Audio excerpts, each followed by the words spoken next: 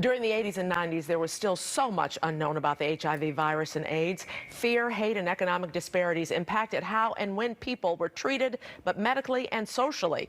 For many, there were tightly held beliefs about what kind of people could be infected by the virus. In 1994, this was the Ebony magazine cover that sent shockwaves through the Black community. It also helped raise awareness that no doubt saved immeasurable lives. And this month, Ray's memoir hits bookstore shelves. It is called Unprotected, and she's here in studio to tell us all about it. Look at that cover. You're looking good, girl. Thank you, thank you. How many years now? It was 28, it's been 28 years since I was on the cover of Essence, but it's been 38 years since I've been infected, and 35 since I've known. That's amazing. Yes. And as we were saying, back then it was like, ooh. Back then it was woo. Yeah. Think about it this way, the first cases were in 1981. Mm-hmm. They didn't develop the HIV antibody test until 1985. And so I donated blood February of '87. And the Red Cross called me and sent me a letter, something was wrong with my blood, and I went in, they told me that I had HIV. They had just approved AZT, but at the time it was still only for people that had full-blown AIDS. And there just really was no hope. But there was not just no hope, but we really didn't know. Yeah. We didn't know if everybody with HIV would transition to AIDS. Right. We didn't know what it would look like, and only time would tell us. Just like with COVID, we don't know until time, and that's... And Magic Johnson was after you, right? He was, well, he disclosed his HIV status in '92. Okay. And so I came in '94, 2 years behind him. Right, and he kind of put the spotlight on it, didn't he? He did. You know, he made it a conversation at the dinner table. Yeah. And the difference between the two of I was that, you know, people were saying, oh, I'm not like Magic.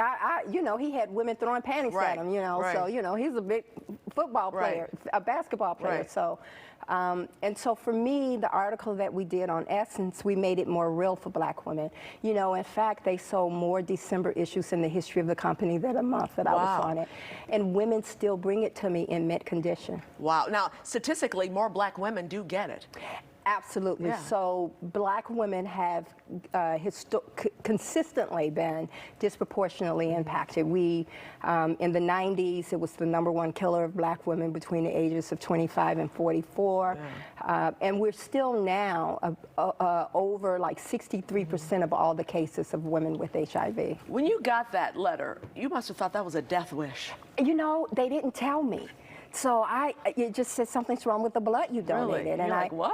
Yeah, and I was up punching numbers, trying to get through, and you know, I got to work early. I was living in D.C. at the time, working in politics, and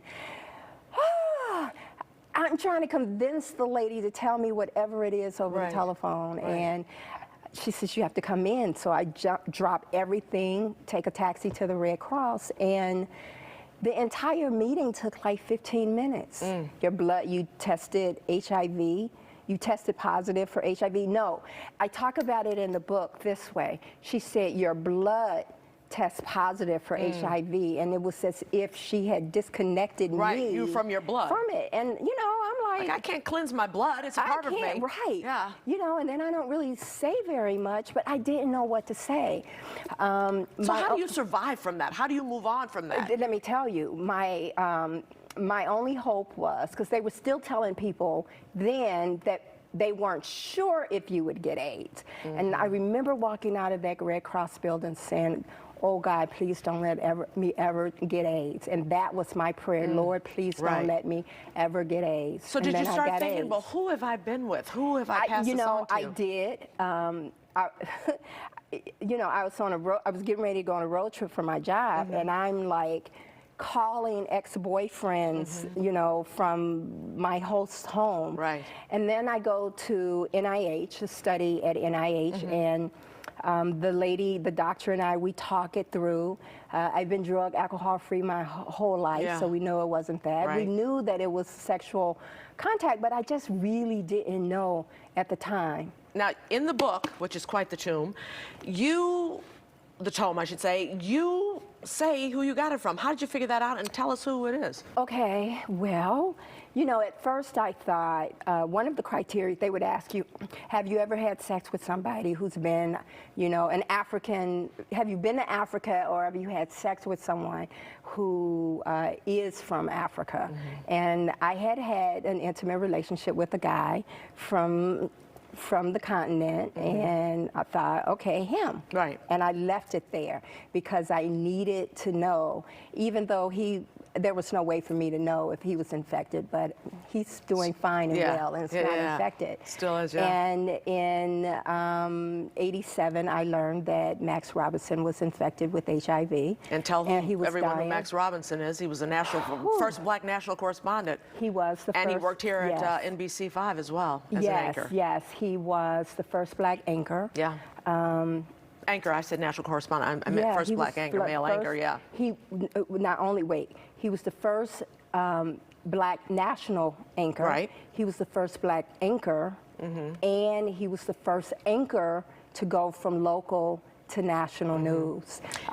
He was it was a three partnership with Peter Jennings, and Frank Reynolds with World News Tonight. That's right. And you had a summer fling. I had a summer fling. And it came out of that. I talk about it in the book. Now, what was it like to tell him? He was dying. Yeah. I didn't tell him. You didn't tell him? I never got to tell him. Really? I never, when I learned that Max had AIDS, he was dying. He was in I systematically go through this in the book. He had been in a coma for a month, and he was dying, and everybody expected him to die, and he survived. And so in all of his articles, they did articles on him during that time that he was very ill. He refused to admit that he was infected. And it wasn't until after he passed that he gave permission, for his family and friends to actually say that he was infected. How tough was it for you to write this book? It's a long time coming. It's a long time coming. I've been working on it for like 3.5 years. The book isn't just about HIV. The book is about living in a continuous cycle of trauma as a young girl, and how the trauma shaped the trajectory of my life. And so you see what it looks like for a young girl to be living in a home where she's told every day she's never going to be anything, where she's been called out of her name every day. You see what it looks like for a young girl to be raped and molested by the people who supposedly love her. Who's supposed to love you. And not only by men, but by women. And you see the confusion of even trying to understand and appropriate what it means for another woman, to rape you. And so you see that part of my life, but you also see the angels that came through, that God just wouldn't let me give up. Yeah, and you didn't, and you survived. I didn't, and I survived it all. And what does this tell you about your survival and the fact that you've made it? And what do you want others to know from this? Well, I think there's a lot of healing that needs to take place. We have to have a discussion about trauma and how it impacts our lives. Most people don't even know that it was trauma because they've lived in it for so long that it's normal. Right. Your abnormal existence becomes your normal way of life. And that's what I want you to know you can survive it, but you also need to get the help. Right. Yeah. I'm sure you've had therapy. Oh God, I've been in therapy for years. I've had to literally pick apart, who they created. Yeah.